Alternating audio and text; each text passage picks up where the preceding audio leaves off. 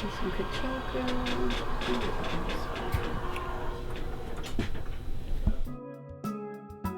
I've taken people on tours here where they've wept. It sounds insane, you know, to describe it as a religious experience or something like that, but that's the closest description that I could come up with. I think a lot of people are just generally surprised at first to see that there's an institution that is paying this kind of attention to comic book art, and usually immediately very happy to find that out, because, you know, this stuff, especially here in America, is, you know, a huge part of our collective unconscious. So we are behind the scenes right now, the Billy Ireland Cartoon Library and Museum. I'm Caitlin McGurk. I am the engagement coordinator here. We're the world's largest collection of cartoon and comic book art. I'm going to hand you guys all of these gloves that everyone has to wear to handle original art. We were established officially in 1977 when cartoonist Milton Caniff donated his entire collection to us. You gave me, like, Does everyone have the wrong hand? Everyone had 3. Who needs a right hand? Comics, I mean, this is still true today, but comics have never been treated with a lot of respect. They're something that always has been considered a lower art form. So, you know, they're thought to be materials that are made for kids or made for the masses. And when they first came about in the newspapers in the early 1900s, were made to sell the newspaper. So just a commercial product. This is Nancy by Ernie Bushmiller. One of the most classic comic strips of all time. There's the rule of threes. The Bushmiller rule of threes, where if you know, like a pile is 3. If you have four rocks, that's clutter. How great is that? I don't know why that's great. It's so awesome. I've been staring at it. That's what's amazing about comics, is something like that. I remember looking at Nancy when I was a kid and just not even understanding what species it was. Like, I certainly didn't think it was a girl. Like, that bow in the hair didn't fool me. This comics thing is something that I've always been into my entire life. I sat and I look at these original pages and I fantasize about Chester Gould sitting there drawing this work and looking at the decisions they made. He's editing at the inking stage and choosing not to ink in some of the elements that he drew in pencil.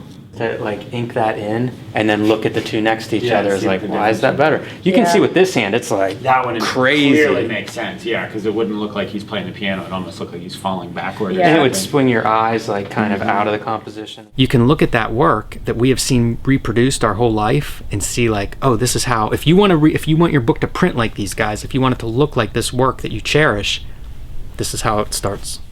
Yeah, right? Jeez. I think, you know, we're missing a caption here, Right. unfortunately. Oh, yeah, there's probably some snide comment at the bottom. Do you remember where this would have been printed? I mean, requested it one would was be from either like Esquire or New Yorker, I would think. It might say on the back. New Yorker. You know, it's almost like it's like a peek behind the curtain. Like when you see finished art, you don't actually see original art. You see art that's been processed for mass production. It's beautiful. Yeah. Jack Davis can draw in a number of styles. And who knows what any of this stuff is for, but man, is it awesome. It's not like a comic book store. It's like everything. It's like the warehouse from Raiders of the Lost Ark.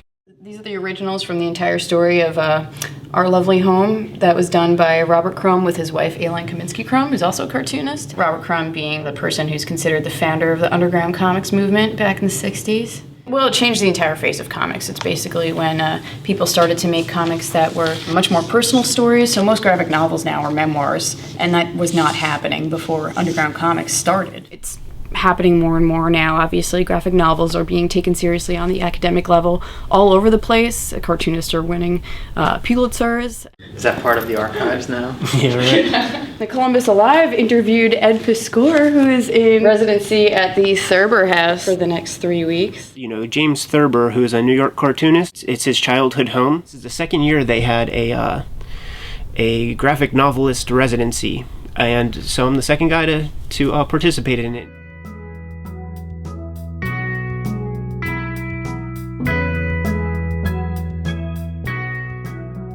Closing in this space at the end of May, and over the summer we're going to be moving to a new location. In our current facility we have 6,800 square feet, and over there we're going to have just under 40,000.